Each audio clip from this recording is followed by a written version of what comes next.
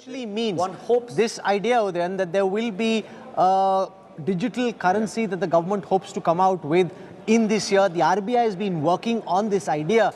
How does this impact people's lives? What does this essentially mean?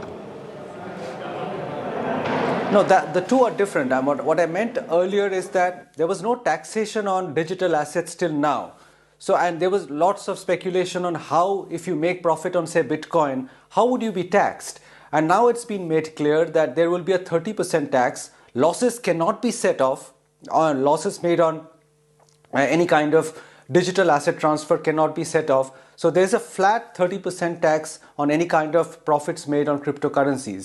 So that's the one which needed clarity, and there is some clarity now on taxation on capital gains on made from cryptocurrency trading or investments. What you're talking about now is a digital rupee, for which the Reserve Bank of India has been authorized to come out with digital currency in the current year, and that would be a very, very interesting development to watch, because it becomes a digital medium or token of exchange and endorsed and fabricated by the Reserve Bank of India. So the two are a little different, they're connected, but I was talking more about the taxation aspect, which has now been clarified in this budget. But you know, Udayan, you said in a way the narrative in the morning where you said you would judge this budget by what it did for those at the bottom of the pyramid. Now, there are some announcements in terms of health and education. There are some proposals for infrastructure, but the sense one gets no relief really for the for middle classes. Middle classes looking as always for some relief after 2 tough years.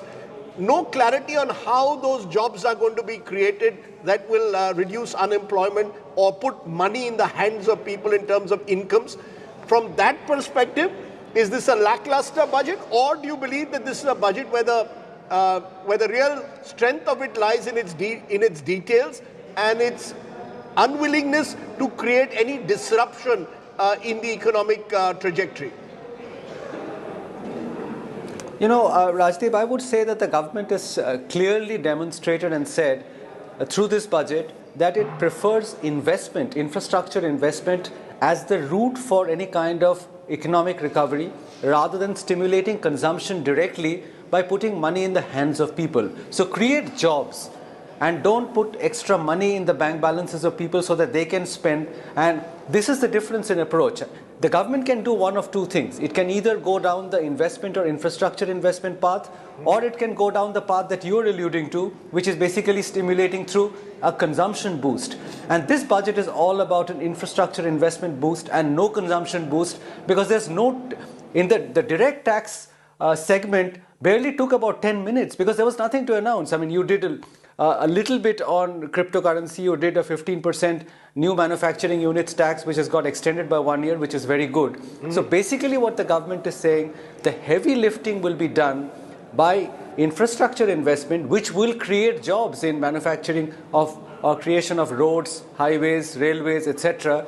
And that will create the kind of demand which will feed back into the economy and drive the economy. So this is not a consumption budget at all, but one hopes that when jobs are created because of the infrastructure push, that will have that consumption multiplier, which will follow through to the point that you were making.